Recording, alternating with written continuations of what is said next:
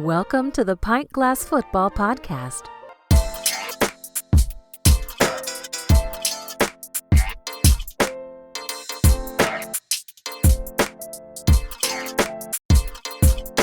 This is Pint Glass Football. We talk NFL and college football. PintGlassFootball.com is the website. Subscribe, rate, and review the podcast. I'm your host, Brad Fowler. What's up, PGF Nation? Today, we're going to recap the NFL Divisional Round games with our biggest takeaways. Then on Thursday, we're going to have another episode for you guys. We're going to preview the AFC and NFC Championship games, make predictions and betting picks for those. But joining me to break it all down, my co-host, Alex Higdon. Alex, what is going on? Hey, Brad, what an incredible weekend of playoff football. I mean, if the season isn't enough, as big-time matchups during certain weeks isn't enough, what we got this weekend was everything that we wanted, specifically from some teams we're going to talk about once we start to get into it. We've got some awesome storylines going into Championship Sunday. Obviously, like I said, we'll break that down here in a few days, but I can't wait to talk about these games and break it down with you. Before we do that real quick, though, we've got a little bit of coaching news that we want to jump into. The Raiders decide that Antonio Pierce is going to become the full-time head coach. Obviously, that news kind of broke in between episodes, so we didn't really get a chance to address this. Being the Raiders fan that you are and seeing what he did this year in that role, now becoming officially the head coach, what are your takeaways on this move? Do you like this move? How do you feel about them moving forward with him as the head coach? I mean, hey, after coming off what we had with Rich Bisaccia from 2 years ago and the turnaround he did, and then turning, ownership, looking in another direction and going once again the quote unquote rock star selection with Josh McDaniels, I think the players and the organization need to be settled a little bit. This is a guy that's entrenched within the Raider community, coming from Compton, so he was there with the original LA Raiders. So he's connected through that. We know how much the Davises like the traditional route, so he's connected in that way. Plus, we also had our best player, Max Crosby, say he'd really have to consider what his future is if we didn't hire him. So it was kind of a foregone conclusion that he was going to get hired. We know they had to go through the process, so to speak, but the job was really his. As a Raider fan, I think for the first time, and I can't believe I'm about to say this, I feel comfortable about the way our defensive staff is set up. This is really truly about what he does on offense. We know he's bringing in Marvin Lewis to help him do some of the head coaching things, the CEO things that he's going to need to do. But this is really going to come down to who you bring in at OC, not even who you bring in at quarterback. A lot of backup quarterbacks were very successful. So who you bring in as OC, we've heard Cliff Kingsbury, who I'm absolutely 1,000% against, but however, they did interview the Rams passing game coordinator and Zach Robinson, and then Clint Kubiak from the Niners. He is also on the list, which is the son of Gary Kubiak, for those of us who know, from the famed Denver coach who won the Super Bowl for Peyton Manning. So hopefully we get the OC right, and then, it's off to the races for the next 3 to 4 years, however long his contract is, and then we can go from there. And then also figuring out, locking in on Champ Kelly. That's who I really want as GM. So the biggest piece, I guess, in place is the head coach, and then there's other things you have to look at around that to fill out the rest of the staff. I love what I saw from him the second half of the year when he took over, and the shift in the response that we saw from these players. I think he brings a winning attitude, a winning culture that he's trying to install with this team, because he came from one, right? He was a winning Super Bowl captain of a Super Bowl team with the New York Giants, played for a great coach in Tom Coughlin. He knows what a championship team looks like, and he knows what that locker room should feel like. And I think his players kind of gravitate towards that. So I think there's a lot to like here. Yes, there's a lack of experience, and I think you hit it on the head. Those coordinator positions are going to be key, because I think it's safe to say he's going to be more of a CEO type of coach and a culture builder. But we've seen this formula succeed in the NFL. Look at some of the teams right now in this Final Four, if you will. Two of them that really stand out to me with what Dan Campbell's done in Detroit, being a CEO coach, hitting home runs at his coordinator positions, building a culture and an identity. He's done a great job turning that team around. And you look at what Harbaugh's done for years with the Baltimore Ravens, being once again a CEO coach, always making great coordinator hires, but having a culture and an identity that is what they believe in, a philosophy they believe in. Antonio Pierce just feels like an old school Raider guy to me. And I think there's something appealing to that too, because we've seen the Raiders have a lack of success, especially the last 20 years or so. And so to the younger generation, they might not realize that this team has a rich history of winning. And this team does have a rich history of success and a Raider way, so to speak. And they've kind of lost their way these last couple decades. But I think a guy like this can maybe rebuild some of that culture and identity. And I think that's what Mr. Davis liked the most about him. And I think that's what he sees when he sees Antonio Pierce. So on paper, I think it could be a really good hire. I'm excited to kind of see the next chapter of the Raiders with him calling the shots. Alex, as we're sitting here recording, news just broke right now. The Tennessee Titans are going to hire Bengals offensive coordinator Brian Callahan as their next coach. This is a report that just dropped here from Yahoo Sports. This is an interesting hire here because this is a guy who's had some success with that Bengals offense. He's shown some creativity. I like some of the play calling I've seen from him. Interesting fit, though, for a Titans team that's clearly in transition here. Any initial thoughts on this hire? Yeah, I think this is a solid hire. I mean, you know, when you start coming from the Sean McVay tree or you're coming from the Shanahan tree, these current coaches iteration of coaches that we're looking at right now are the ones that are being innovative on the offensive side. The Titans have a guy that for a quarterback that we were not high on, but did have a lot of flashes going into the season in terms, he played the season in Will Levis. So you bring over an offensive guy with those weapons in Trey Burks, with the weapon that you also have in DeAndre Hopkins. You'll probably lose Derrick Henry, but you bring an offensive guy that can help develop him, and perhaps you have found a huge building block, something that the Titans have been missing since what we want to say maybe Steve McNair. So something they've been missing for a very long time that they can feel confident about to help develop and, let's say, move forward in this new, with Rand Carthon and the new generation of the Titans. Yeah, that's interesting because, like you said, that Shanahan tree, right, and that Shanahan style of offense, the McVay offense, LeFluer, so many different guys now kind of running variations of this offense. We have to remember that Will Levis ran a Shanahan style offense at Kentucky. And so this is a pretty good hire from that standpoint, bringing in a guy who's going to run a system that he's pretty familiar with and is comfortable with a lot of the concepts in this type of system, and an offensive guy, a young, innovative guy to work with your young quarterback who, like you said, Alex, flashed some talent and really showed us some things this year, had some rookie moments, of course, but I think showed Titans fans that the future might be bright with Will Levis under center, and now you get a guy that can kind of help shape and mold this offense around him. So definitely an interesting hire, and on paper, looks like a pretty good hire. Absolutely. I mean, and there'll be plenty of time for us to dig in there. Obviously, the Bears hired Shane Waldron as their OC, and the Panthers hired one of their former players, and Dan Morgan, as their GM. So we'll have plenty of time to go into it further as we get closer to the offseason.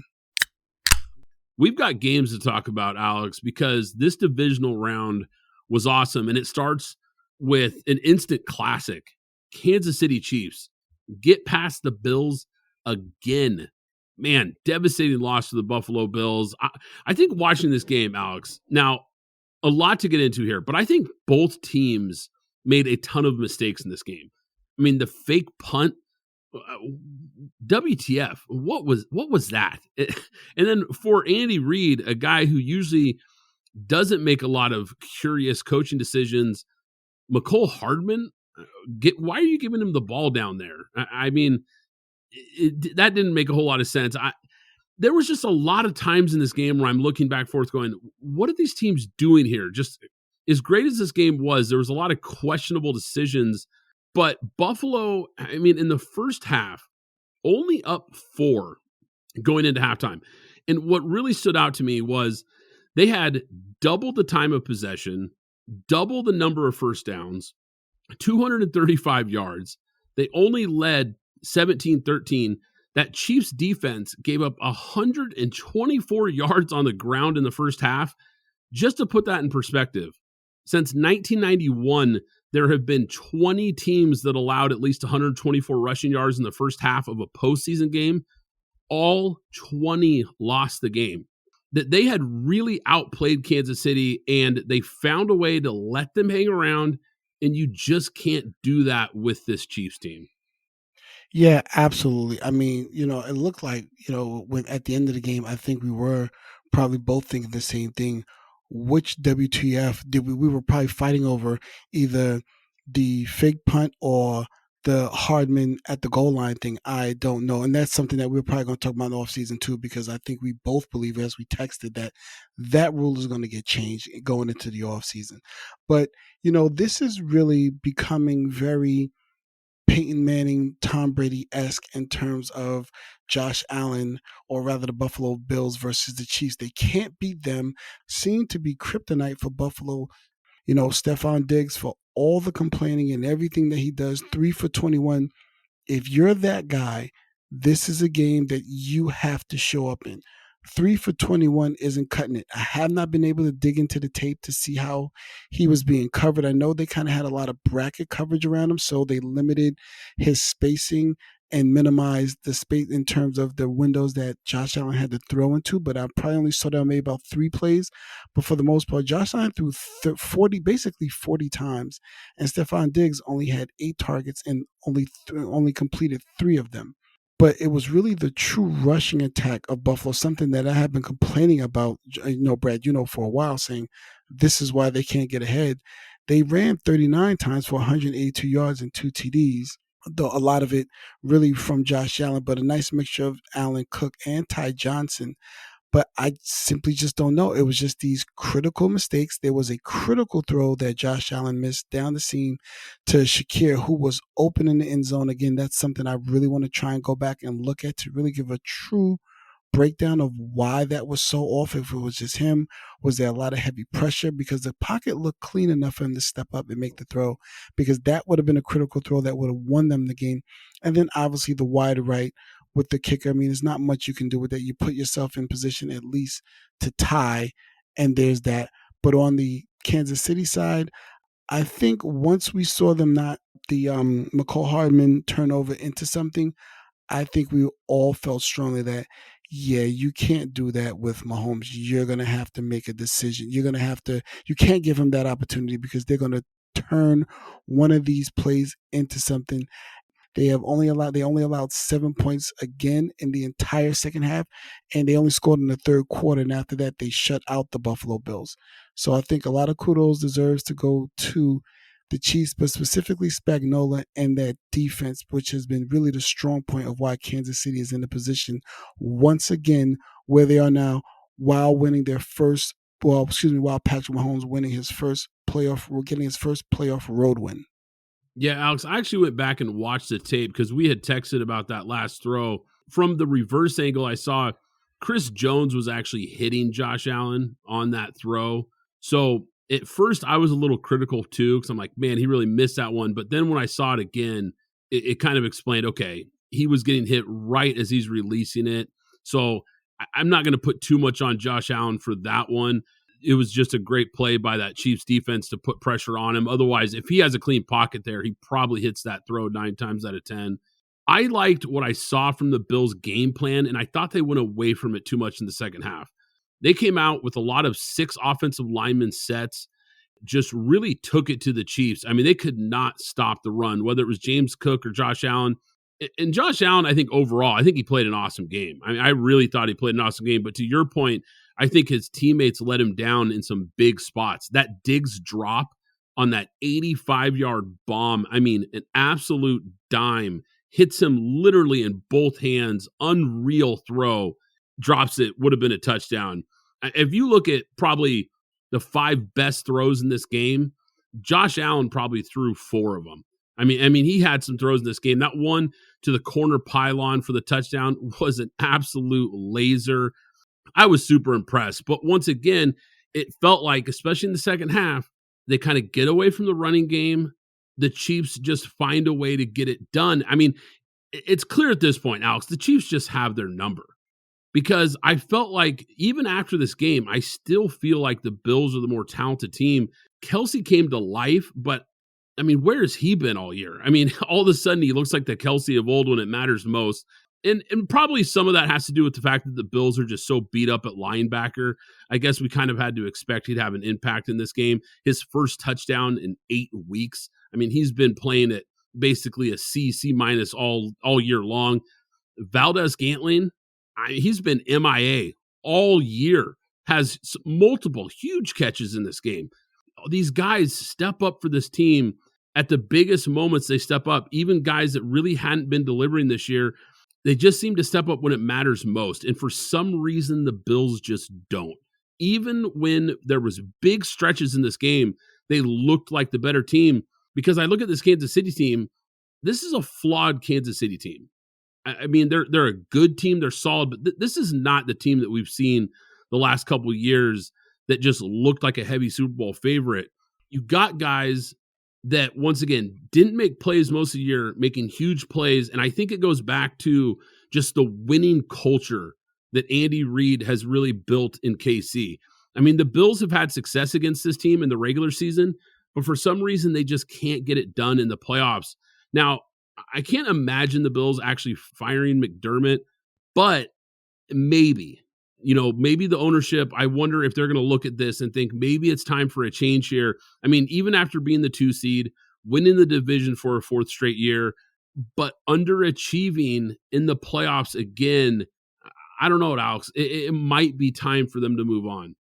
Yeah, Brad, we were talking about it yesterday, well, at least texting back and forth, that I thought in order for McDermott to keep his job, even though the turnaround was great, mid-season firing Ken Dorsey, Joe Brady calling the plays, them really tightening up and showing a lot of fortitude, not only getting into the playoffs, but winning the division. Because remember, the Dolphins had this division, it looked like firm in hand, but they rushed back in, won critical games, and then won the most critical game for them to take and get this home game, because this is something that they needed. So now you got the home game, a la Peyton Manning finally getting one of those home games against the Patriots where he did beat them, but you did get the home game here. But you finally got your arch nemesis in your building, on your turf, under your guys, and you could not close out. So I think, from my perspective, you have to kick the tires on a Jim Harbaugh. I mean, if you're Jim Harbaugh, you really should only be deciding between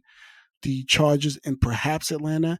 And if the Bills want to kick the tires with these 2 quarterbacks and Justin Herbert as well as Josh Allen at the helm, this makes your job a lot easier, knowing that you have your young franchise guy here. You can really figure out a lot of the other things quite easily if you can, but who knows what direction Buffalo wants to go in, and time is of the essence when he's already done his second interviews with the Chargers as well as Atlanta.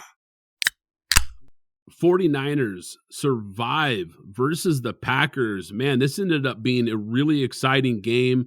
On paper, this was a big spread, a 10-point spread at kickoff. 4th NFC title game appearance in the last 5 years for the San Francisco 49ers. It's not surprising that they're here again. They're the 1 seed in the NFC, really talented team. I think what is surprising is that the Packers made it so tough on them. I mean, they had a legit shot to win this game. The Packers absolutely dominated the first quarter, 111 yards to 22 for San Francisco. But the key was, after 2 long drives, the 49ers defense made red zone stops and forced field goals. 49ers scored a touchdown right after that big 4th down stop near the red zone. Brock Purdy hit George Kittle on a rollout, really nice throw for 32-yard touchdown. I thought right then, Alex, that, okay, 49ers made some stops. Offense is moving now, and this is where they're going to start to pull away. But I got to give credit to the Packers. They played tough all the way to the end. Aaron Jones, man, he looked like Walter Payton out there. I mean, wow, that guy was unreal in this game. I mean, he killed them. And what we talked about this, Alex, off air, but the Packers just killed them with the same pin and pull run concept. I mean, just over and over again. They had no answers for that play. It was really shocking, especially after halftime. You would have expected some adjustments there. I mean, there was some huge special teams plays in this game, that blocked 48-yard field goal to half, that monster kick return for Green Bay that set up the easy touchdown. I mean, Green Bay actually outplayed them for much of the first half. What were some of your key takeaways here? I mean, I think the key takeaway for me was the tush push on the fourth down. I mean, especially when it's a game, you're playing with house money, Green Bay. You know, the money was heavy on the San Francisco side, so you got to come in and play loose and feel comfortable. And I just thought that wasn't, there's an expression that they say, don't play with your food. I think Green Bay played with their food there. The pin and pull, as you alluded to earlier, had been working. They had not done anything. They've been able to stop it once. And remember that the pin and pull, because we're going to reference it again, and it's going to be something that we're going to have to talk about as San Francisco moves forward. But I just thought that was a terrible play. I thought that was another coach similar to what we spoke about with McCole Hardman and then the DeBarn Hamlin sneak punt, in terms of, like, I think you're overthinking it. You're trying to outsmart yourself. Just stay with what works. And to be honest with you, had the 49ers lost this game, Christian McCaffrey only had really 17 carries, well, really 15 carries going into the fourth quarter, and he was running at 6.7 yards a clip. And that I couldn't understand why he didn't get the ball more. Aaron Jones had only 18 carries for 108 yards at for 6 yards a clip. Continue feeding what's working, and then work the pass in. You have a very young quarterback. This is a big space that they're in. The weather got bad. Why are you choosing to throw the ball? Continue going what works well. I didn't understand from either side. Kudos to Kyle Shanahan for finally come. I believe it was something like 0 for 30. The same for Brock Purdy. He was 0 for 3 and comeback wins when they're not leading when they're down going into the fourth quarter. So there was a lot that they were overcome as coach as well as QB and team. So I think that bodes well for them going forward. But I just felt that the running game should have been featured more. As much as we talk about running backs in this day and age in the NFL, I felt that the running game could have played and should have played a bigger part in this game, and it didn't as much as I thought it should have. Yeah, absolutely hit it on the head. I think the Deebo Samuel's shoulder injury, I think, was big. You could tell he was going to be a big part of the game plan. As good of a play caller and as good of a play designer as Kyle Shanahan is, this is something he's struggled with, and that's adjusting in game. Because after Deebo goes out, they try running the ball with a backup wide receiver on a play that was clearly designed for Deebo. And the second I saw that, I thought, what are you doing here? Like, that's not Deebo Samuel. And it failed miserably, of course. You're absolutely right about McCaffrey. I mean, the guy was killing Green Bay on the ground. It's pouring down rain, which I think was clear. It was affecting Brock Purdy. He just looked a little bit off most of the game. Now, granted, the 49ers did have 5 drops in this game, so that doesn't help. But you hit it on the head, Alex. He calls 39 passes to McCaffrey's 17 rushes when he was averaging over 6, like you said, over 6 yards most of the game. We talked about McCaffrey going into this game and how he could be a serious problem for this weak Packers run defense. And once again, he goes away from it too often. On the other side, Jordan Love made some really big time throws in this game, but he was a bit erratic at times. We saw that throughout this season. Now, I'm still high on him. Don't get me wrong. I think he's going to be a really good quarterback in this league. That last throw, though, man, that was a killer. You got to be smarter there and just throw it away. Keep the game alive. The bottom line, though, the growth that we've seen from Jordan Love from the start of the season to right now, Alex, I think it's unlike anything we've seen from a young NFL quarterback. We did talk about how high we were on Jordan Love coming in. I think once Aaron Jones came back and got over his hamstring, and then we got a glimpse of Christian Watson, how this offense was able to open up more. And while he was out, you saw the maturation of Romeo Doubs as well as Jaden Reed. The one thing I will say, in this offseason, the number one thing that Jordan Love needs to do, he should be taking 100 throws of the seam route to Luke Musgrave. I watched this and I called it out in preseason. He has not been able to consistently hit this route, and literally every single time they run it, the play is open. And I mean not open for 5, 10, 15 yards or more. this route is consistently open. He cannot seem to hit this route for the tight end. He needs to improve on that as one key thing that I saw. But if I'm Green Bay, I walk away from this game as the front office saying, you know what, we are in a great position. As the players and coach, I feel I let one slip away. But as the front office, I can move forward now knowing that I don't have to worry about a quarterback. I can focus in on the other parts because this is the youngest team on defense and offense, and everybody has a small contract with the exception of Jordan Love, who I think they'll probably re-sign this year because they did front load his 5th-year contract into this year, flex it into this year. So I think we should be looking at him getting one of the bigger contracts, one of the next quarterbacks to get a big contract. Alex, you identified the struggles that he's had with that seam route early on. I got to give you a tip of the cap there. The thing about this offense, because LeFluer, as we know, runs a very similar offense to Shanahan, Brock Purdy hits that route in his sleep. And that's probably one of the biggest differences between these guys is that is a key route concept in this style of offense, especially for the tight ends. We see Kittle run that route a lot. Purdy is deadly on that route, and Love really needs to catch up and find a way to dial that in because I think it is missing from this offense. But you're right. The Packer team, they have a bright future, man. And LeFluer, by the way, I mean, he outcoached Shanahan in this game. He really did. The 49ers, I think overall talent, I think just showed up over the course of this game, gets them the win. That final drive by Purdy was awesome. I mean, it really was. Kittle drops a huge would-be first down. They're at 3rd and long, and Purdy just throws an absolute dime to Brandon Ayuk. Awesome throw in a big moment. Made another really nice pass to the sideline. It was a clutch drive, like you said, Alex, on a big stage. And kind of similar to the Browns game early in the year, wet conditions. Purdy didn't have his A game. You can tell he's a guy that maybe isn't as comfortable in wet conditions as some quarterbacks. But in that Browns game, he led them on a final drive to set up a game-winning field goal, and the rookie kicker just missed it. This time they punch it in and get the big win. Going to be fun to see them next week. Obviously, we'll dive into those games next week.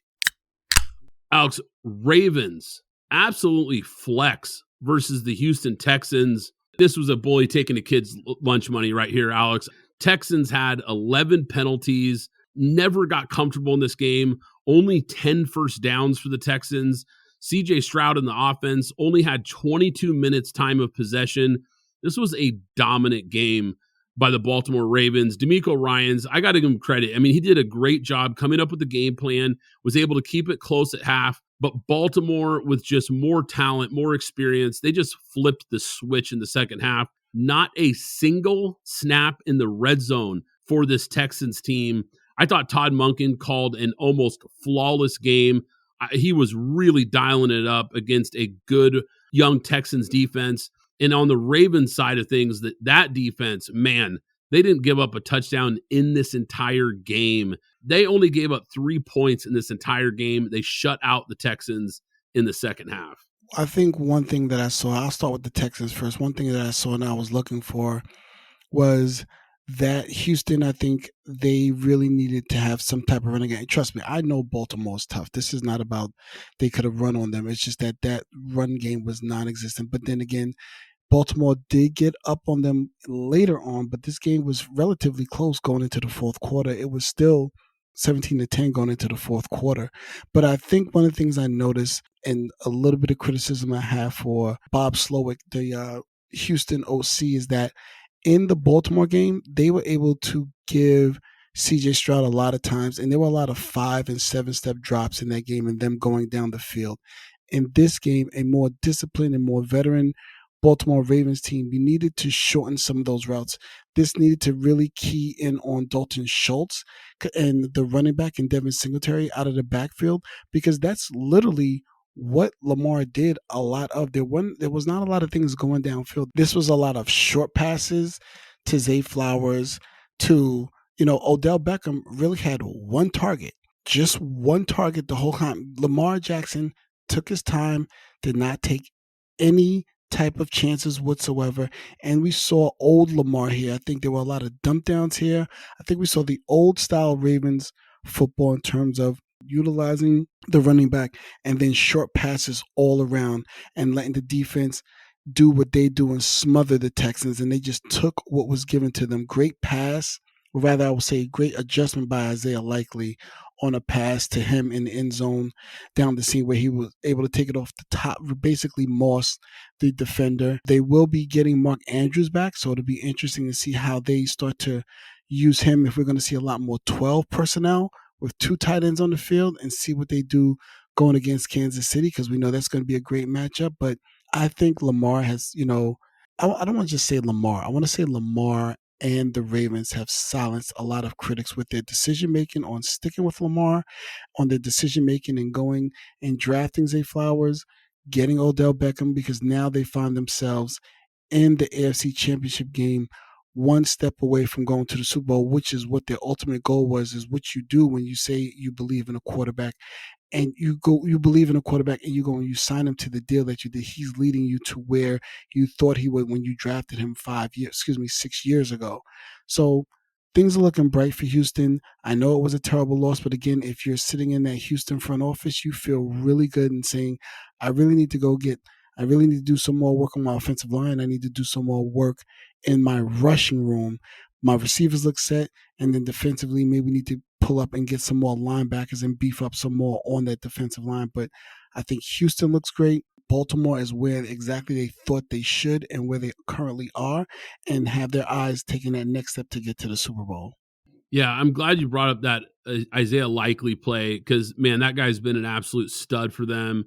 Mark Andrews might be back, which is just scary, but Likely has filled in and been such a good player at the tight end position for them. And if you watch early in that game, there was a play where Lamar tried to really throw a laser into coverage to try to squeeze one into Likely. It got broken up in the red zone.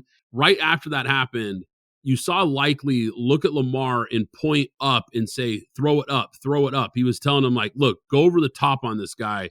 So they make the adjustment. He goes and puts it up where only Likely can get it. And like you said, he got mossed, makes a great play. So great adjustment there by Lamar and Likely, in-game adjustment, if you will. This defense is so impressive, though, man. They're so fast. They're so physical at all 3 levels.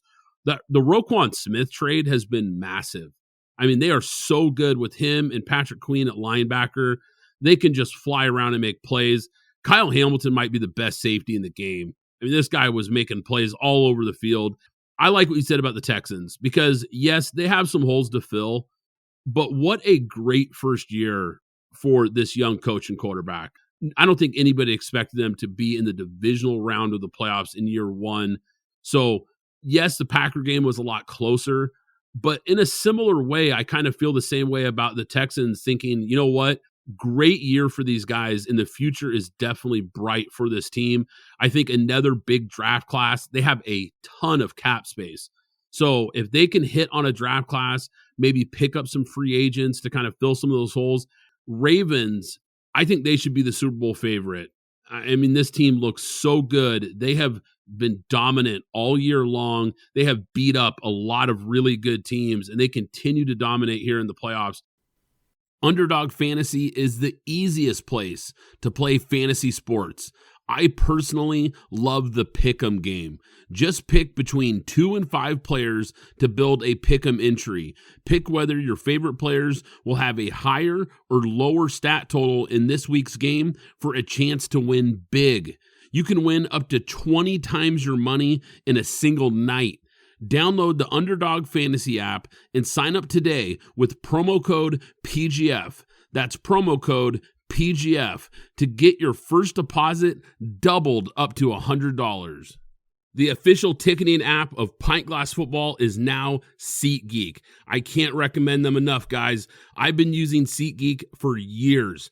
You want to go to a game this season? SeatGeek is here to take the confusion out of buying tickets, making sure you get the best seats at the best prices. With SeatGeek, you'll never have to worry about overpaying for tickets again. How? They put a 0 to 10 score on each ticket, so you know you're getting a good deal. But here's the real game changer.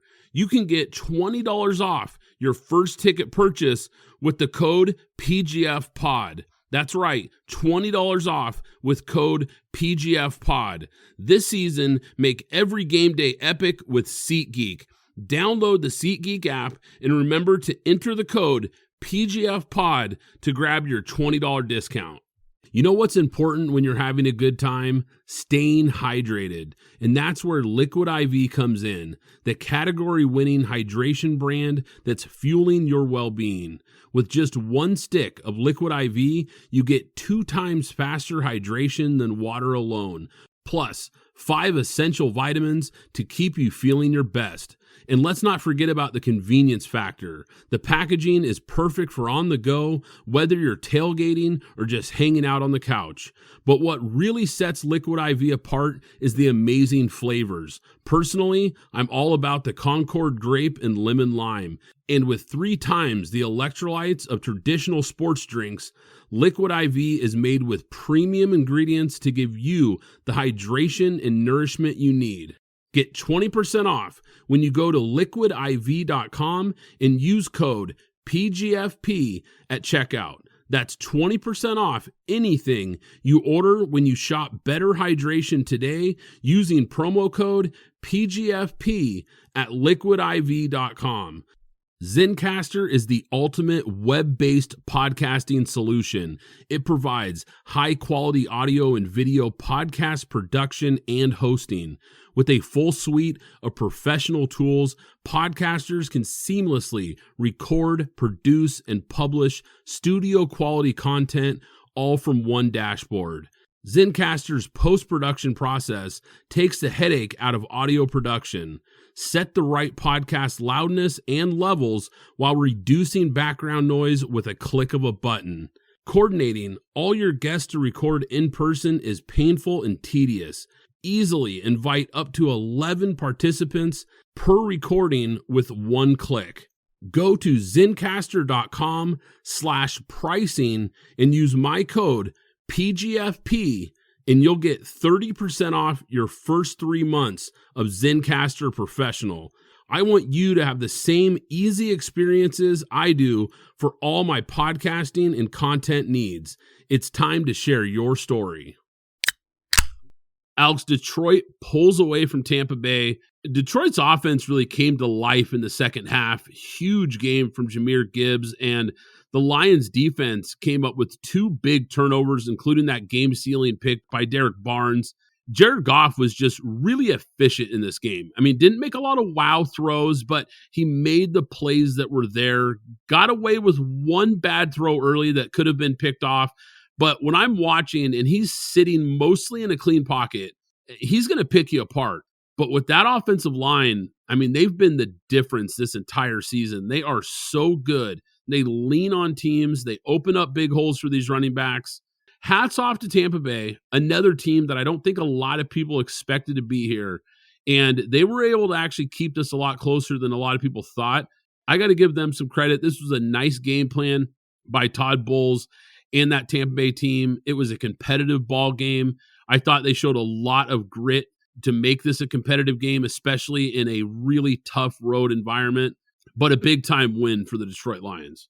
Yeah, big-time win. I mean, this is a run that they needed. I mean, I hate to get ahead of ourselves for a moment, but currently right now, Ben Johnson is probably not going to be there next year. He's interviewing a lot. He's a leader in the clubhouse in a couple of spots. He's probably going to have his pick of the litter in terms of where he wants to go. But this is showing he's, in terms of what he's doing and getting Detroit here. I mean, what are we talking? I believe it's 30 years? I'll say this about Tampa Bay. I thought Baker Mayfield and a lot of things, he showed a lot of grit, very calm, bad interception at the end of the game. You can't make that type of throw, but I mean, I guess you're trying to make a play. So it comes with it happens when you're pressing and, the game is on the line. This is what separates the good from the great and the great from the elite. When you get into those situations and they make those type of plays, just in terms of talking about, if I'm the front office of the Buccaneers, I am riding high. I am saying, Baker Mayfield is 26, 27. I believe I have a franchise quarterback that I feel comfortable giving 4 years, $125 million or whatever that amount is going to be that he's going to command, to stay there. We know that there may be parting ways with Mike Evans, but with what they have done what they have collected on defense, and their defensive drafting has been really, really good. That defense is homegrown, home built of players that they drafted and a few players sprinkled in that they brought in. So that defense is set. You have your, solid bunch of wide receivers. Russell Gage comes back. You do need to do something about that rushing room, but given what we saw, because this game looked over, it didn't look good. And then Tampa Bay came roaring back. Excuse me, not roaring back, no pun intended, Lions fans, but Tampa Bay stayed and they fought and they showed a lot of grit. I'm very happy for Baker Mayfield. I'm very happy for Todd Bowles. On the Detroit side of things, again, I was not a believer in Detroit. I had been picking against them basically all season long since I picked Green Bay, well, rather since we picked Green Bay to win the division. But again, Dan Campbell really silencing me and any other critics out there. I mean, there's nothing you can say but just have respect for what they have done. I am still a little bit critical in terms of the amount of times they run. I just feel that, throwing the ball 43 times with Jared Goff and then what you have with that rushing game and those two guys in that offensive line, I think they should be doing a lot more. I'll get into more of that when we start breaking down championship week. But Amon St. Brown, this guy, to miss the Pro Bowl, this guy is a dude. I know Snoop Dogg loves to say a lot of guys. I believe he's another one of the guys that came out of his camp as well. But this guy is a dude. This is a grown man receiver. And I think he's perhaps maybe a little bit overlooked because he plays in a division with Justin Jefferson. But this is a dude out here. When he walks onto the field, he's making plays. You know what, Brad? I think all of these teams that we talked about, specifically the young ones, Tampa Bay, we talked about Houston, they're in Green Bay. I think if you're the front office, you have to be excited going into next year, and you're excited going into the offseason when you're going to have to put in the real work because you just saw what your teams were capable of when you didn't expect anything. So now going forward, all you guys, this is the NFL. It's easy to go from worst to first. We just watched Houston do it. Dig in. Believe in your team, believe in your coaches, believe in whoever you put on the field, and you can be in a lot of these spaces within a season. But I'm so excited to what we're about to see going forward into championship week. Yeah, Alex, it's well put. And Amon St. Brown, I'm going to take a victory lap on this one, Alex, because when he came out of the draft, he was one of my favorite 4th-round picks. And I talked about how he could be one of the biggest steals in the draft coming out of USC. I loved this kid's skill set. I thought he was a big-time sleeper pick. But yeah, what a player he is, man, and just a dog. I mean, a guy that just has a physical toughness. He almost has like a defensive mindset for a guy that plays offense, just that tough, gritty, go-get-it type of player. I really like watching him play. I also highlighted Aiden Hutchinson last week as a guy to watch in this game. He was great. 4 tackles, a tackle for a loss, a sack. That front 4 is really helping that secondary in recent weeks. We know the secondary is kind of the weak spot for this Lions team, but when Aiden Hutchinson and those guys can get pressure on the quarterback, it can certainly help out a weak secondary. We saw that in this game. Now, Baker had a lot of yards and made some good throws. I don't want to make it seem like they completely shut him down. I mean, he had 2 picks that we talked about, really hurt in this game for sure, but he made some great throws in this game too. The turnaround for this Lions team, though, has been impressive. When you look at where this team was just a couple years ago, this shows you why the NFL draft is so important, because they hit on a lot of guys in the last 2 or 3 years, and this team's pretty good. Thursday, we're going to drop our AFC and NFC Championship preview episode, have betting picks and predictions for that one. It's going to be a lot of fun to break down those games. But if you enjoy the podcast, subscribe, rate, and review on Apple Podcasts and Spotify. Once again, I'm Brad Fowler. He's Alex Higdon.